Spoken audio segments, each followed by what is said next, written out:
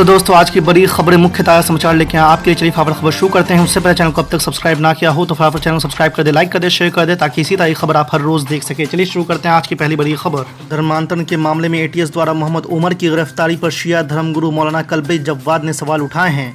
मौलाना ने कहा कि पूर्व में ऐसे कई मामले सामने आए हैं जब एटीएस द्वारा गिरफ्तार किए गए लोग पाक साफ निकले हैं।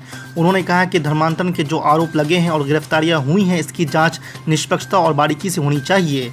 आपको बता दें कि धर्मांतरण मामले पर मौलाना कल्बे जव्वाद ने कहा कि इस्लाम में जबरन धर्म परिवर्तन मान्य नहीं है और मर्जी से किया गया धर्म परिवर्तन गुनाह नहीं है। उन्होंने कहा कि सही मायनों में सबसे पहले पूछताछ उन लोगों से करना चाहिए जिनके धर्म परिवर्तन की बात सामने आ रही है, क्योंकि वे ही बता पाएंगे कि उन सभी लोगों ने धर्म परिवर्तन किसी के दबाव में या जबरन किया है या फिर उन लोगों ने अपनी मर्जी से इस्लाम धर्म को कबूल किया है। किसान आंदोलन का नेतृत्व करने वाले नेताओं में से एक राकेश टिकैत ने केंद्र सरकार पर तीखा हमला बोला है। राकेश टिकैत ने केंद्र सरकार पर किसानों से बातचीत न करने का आरोप लगाया है। उन्होंने कहा है कि वो किसानों को अनसुना कर रही है और उसे ऐसा करते हुए शर्म भी नहीं आ रही है। आपको बता दें कि राकेश टिकैत ने कहा कि ये 4 लाख ट्रैक्टर और 25 लाख लोग यहाँ हैं। यह ट्रैक्टर इसी देश के हैं, अफगानिस्तान से नहीं आए हैं। हम पिछले 7 महीनों से शांतिपूर्ण तरीके से विरोध कर रहे हैं।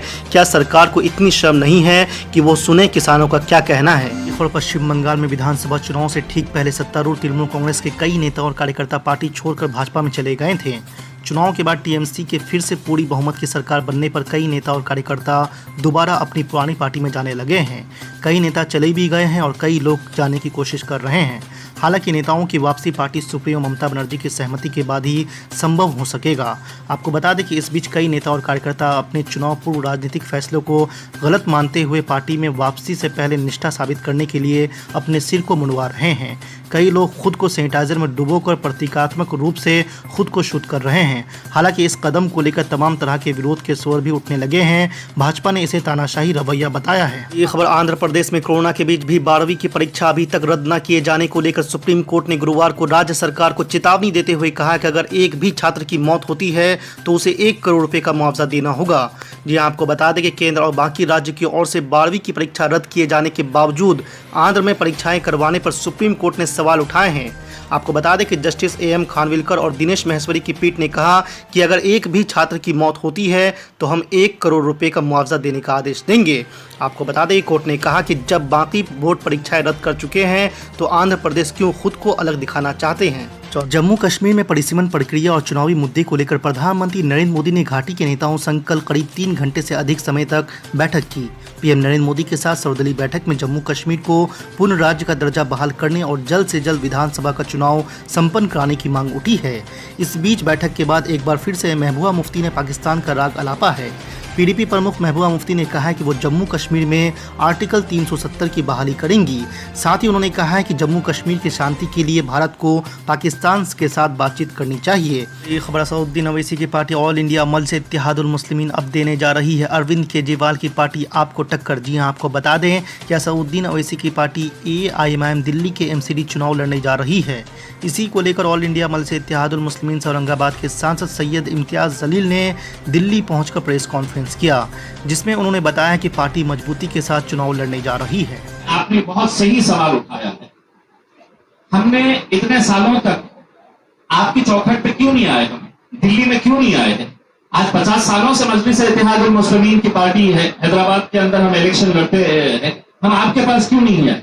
हम इसलिए नहीं आए कि हम ये उम्मीद करते रहे कि कभी ना कभी कहीं ना कहीं तो ये जो अलग अलग राजनीतिक पार्टियां हैं जिनको हम वोट देते आए हैं सेक्युलरिज्म के नाम के ऊपर, ये कहीं ना कहीं हमारा साथ देगी, हमारे साथ खड़े रहेगी, हमारे बुरे वक्त के अंदर हमारा साथ देगी करके। लेकिन जब हमको ये एहसास होने लगा कि सिर्फ मुसलमान और दलित 2 ऐसे कौम है जिनको है तो सिर्फ एक रबर स्टैम्प की तरफ इस तरह इस्तेमाल किया जा रहा है कि वोटिंग के टाइम के ऊपर बस तुम्हारा काम है वोट देना और तुमने है तो सत्ता के अंदर भागीदारी नहीं मांगना चाहिए उसमें। आप मुझे ये बताइएगा कि पूरे महाराष्ट्र के अंदर ऐसे कई कॉन्स्टिट्यूएंसीज है जहां से आप कम से कम 5 MPs को चुनकर ला सकते हैं, लेकिन आप उनको टिकट ही नहीं दे रहे हैं। इसलिए नहीं दे रहे हैं कि आप ये समझते हैं कि नहीं, ये कौम जो है इनका काम सिर्फ वोट देने का है, इन्होंने हिस्सेदारी नहीं मांगना चाहिए। ज्यादा से ज्यादा हम इनको काउंसिलर बनाएंगे, इन्हें ये MLA नहीं बन सकते हैं, MP नहीं बन सकते हैं। जब हम लड़े तो हम जीते, इसीलिए अब हम यहाँ पर आए हैं, लड़ेंगे और इंशाल्लाह जीतेंगे।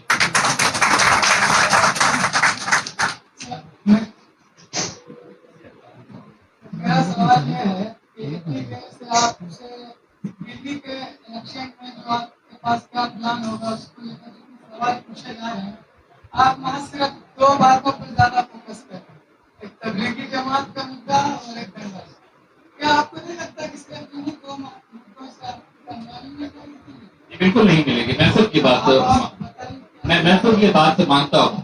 मैं अक्सर ये बात अक्सर बहुत सारे जलसों के अंदर करता हूँ कि हर शहर के अंदर दो शहर बसते हैं। एक वो शहर होता है जहां पर आप रहते हैं, एक वो शहर है जहां पर वलीद नोमानी साहब रहते हैं। इन शहरों के अंदर फर्क क्यों आ रहा है इस देश के अंदर? मुझे ये बताइएगा कि राजीव साहब जहां पर जिस इलाके के अंदर रहते हैं उस इलाके की हालत कैसी होती है और आप जिस इलाके के अंदर रहते हैं वहां की हालत कैसी रहती है? ये भेदभाव क्यों किया जा रहा है? अगर संविधान ने हर एक को अधिकार दिया है, इस मुल्क के अंदर इक्वल राइट्स दिए हैं, तो हमारी बस्तियों के अंदर हमको पानी के लिए क्यों तरसना पड़ता है? हमें बिजली, हमारी सड़क, हमारे इलाकों के अंदर गंदगी क्यों नजर आती है? हमारे इलाकों के अंदर पुलिस स्टेशन ज्यादा क्यों नजर आते हैं? स्कूल्स और कॉलेजेस कम नजर आते हैं? ये क्या वजह है? ये कहीं ना कहीं तो कुछ नाइंसाफियां है। यही मुद्दों को लेकर हम आगे आ रहे हैं। हम अपने तौर के ऊपर जितनी सीटें लेकर आएंगे, हमारी मकसद यही रहेगा कि उन इलाकों की तरक्की हम कर सके।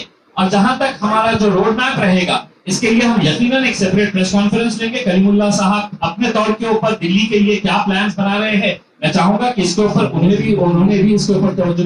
एक सेकंड, मैं आपको बता दूं कि आम आदमी पार्टी का 2014 में road map for Indian Muslims मैंने बनाया था।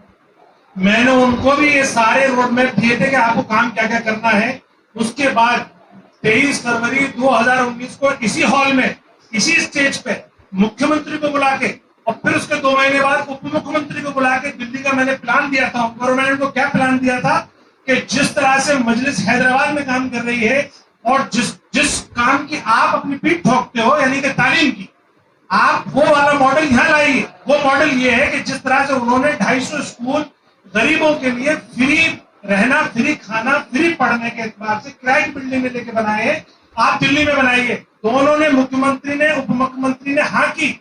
मैं आपको वीडियो भी रिलीज करूंगा उसकी।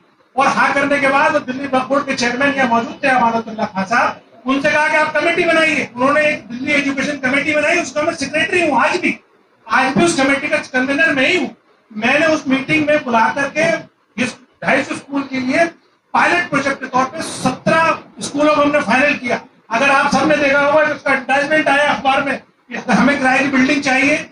हमने 600 टीचर के इंटरव्यू लिए जिनको फाइनल किया। 6000 में से 600 को फाइनल किया, 17 प्रिंसिपल को फाइनल किया, एक डिप्टी डायरेक्टर अपॉइंट किया जो दुबई से बुलाया लेडी को, डॉक्टर हलीमा सादिया को, उनको अपॉइंट किया और वो काम बीच में रोक दिया गया।